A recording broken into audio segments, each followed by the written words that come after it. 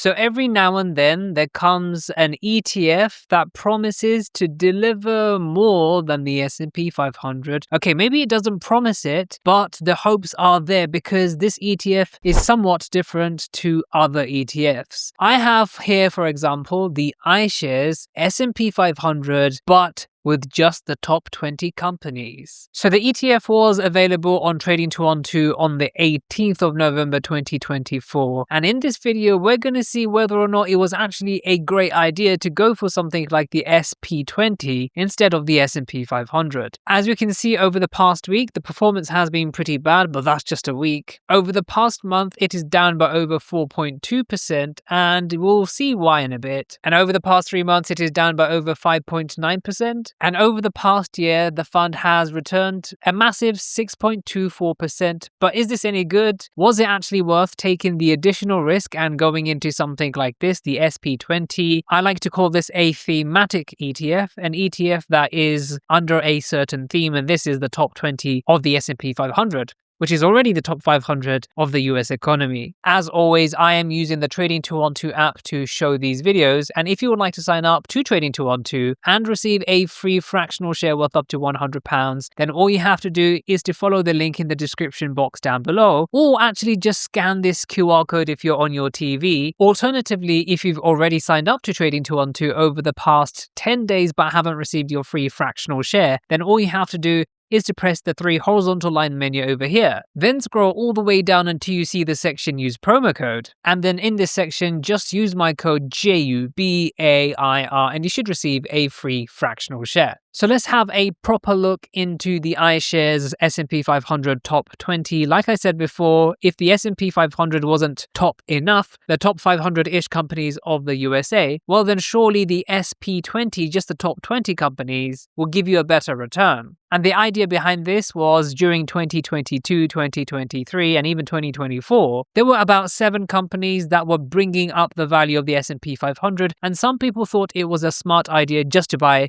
into those companies because surely let's just buy the winners. But as you'll see, diversification is a very important part of being a well-rounded investor. Now, in order to understand what this fund invests into, we can look at the fund allocation. And as you can see, the top 10 holdings, which is actually 50% of all the holdings, because this actually has only 20 holdings. At number 1, it is Nvidia, which is allocated around 16%, which is extremely high. Apple at 14.5%, Microsoft at over 10%. Then we have the likes of Amazon, Alphabet plus Alphabet, which is around 11%. We have Broadcom, Meta, Tesla. Some of you have already realized what sort of sectors this will be, and without any surprises, this will be heavily in the technology sector. As you can see, the breakdown says 47%, but realistically, if we add technology plus communication services, which is literally ICT, and some other companies that actually use a lot of technology in their day-to-day, technology is a very big theme in this ETF. And no surprise here, of course, this is supposed to be the S&P 500 minus the other 480-ish companies. So it's almost entirely in the United States of America. Now, it goes without saying that, investing everything into just one ETF that is not well diversified over the long term is almost a surefire way of getting disappointed because diversification is very important. Now, putting everything you own into just 20 companies is almost the same as just stock picking 20 companies, but you are probably going to be paying a smaller fee because iShares packages this for you. The expense ratio is around 0.2%, which is,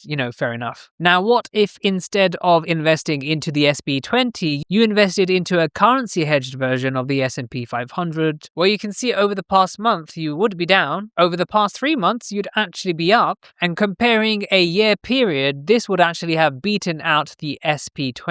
Now, going into fund allocation on the S&P 500, the hedge version anyway, you can see that Nvidia is still pretty high, but not in the double digits. It's only 7.6%. We have Apple, Microsoft, Amazon. The list looks almost identical, but the weightings are a lot lower concentration-wise in the actual S&P 500. Now, what if instead you weren't hedged and you just went with the S&P 500? Well, things would change quite a bit. Over the past 3 months, you'd still be down by 1.6%, and over the past year, you'd be up by 4.51%, meaning that the SP20 over that 1 year period could have been a better investment. Now, the SP20 itself is not a currency hedged version, and as you can see, over the past year, the Great British Pound against the US dollar, the dollar has weakened and the pound has strengthened by around 10%, and this is where a lot of your gains as a UK investor have been lost to. So does this mean that the SP20 was a better investment because unhedged versus unhedged, it actually did beat out by around 2 percentage points? Well, the thing is, with the SP20, you are taking a huge risk because there is a huge concentration in just 20 companies. As you can see, this is exacerbated over the past month where the fund is down by 4.22%. Now, currently, technology is taking a bit of a beating. You can see over the past 3 months, the magnificent Nvidia